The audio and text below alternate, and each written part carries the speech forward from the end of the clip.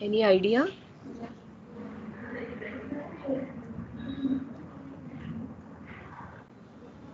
Can anyone answer? Because we are going to be focusing, so when I am taking these sessions, we are going to be doing only the musculoskeletal system. The other departments will be taking their respective detailed assessments also with you all. So because this year onwards, you have definite documentation of cases, stipulated number of cases in each of these clinical specialities. Right? So why is it that we need to have the patient assessed? Any idea? Okay, what is it that you are going to be doing when you actually think of assessment? I realize that you all have not, since you did not go to the clinics, you did not even see the seniors doing it because they themselves had missed out on the clinical sessions the last year. Right? So I think let us just get started. You are essentially collecting a lot of information, okay, and on the basis of this initial or preliminary information, you are going to have some steps or some direction towards further assessment, which is where you will be evaluating those patients specifically based upon the system and based upon which region, which particular joint. For example, for the musculoskeletal point of view, you will be doing a further detailed assessment of those particular areas as is determined by this initial information that you have obtained. And with all this that you do, you will want to arrive at some diagnosis for the patient.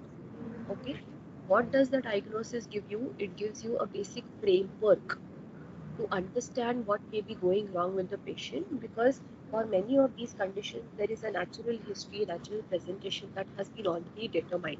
So you will want to know how much of these features the patient is adhering to. Are there places where he or she is deviating from? And because each patient is going to have a different or a variation in the way they fall into those categories. Okay? That is why we don't really have customized care. We don't have a very specific protocol, but we actually have a customized patient treatment that needs to be designed based upon their presentation. So all this will try and help you arrive at a diagnosis. And the other important thing that you come to know is the prognosis. That is, what is going to be the nature of this particular condition. Is it going to be a self-recovering, a self-limiting, progressive, or it is going to be a static disorder? Is it going to be something that's going to recur, and so on? So that is also, of course, what you come to know. And with all this, you are, of course, trying to treat the patient. Okay, you may be designing some particular goals for the short term or long term, and you want to maybe decrease the patient's pain, you want to increase mobility. So I'll be limiting to examples related to the musculoskeletal system. Okay, so you might want to achieve some of these goals through the treatment that you want to decide. Okay, so that is essentially why you are doing the what you are doing through the assessment. But what further are you going to achieve when you do all this detailed assessment? Okay, so here is where we come to some important terminologies which you're going to be learning also as a part of international classification of functions. So that's going to be a separate topic which probably Snehal madam will be taking with you all.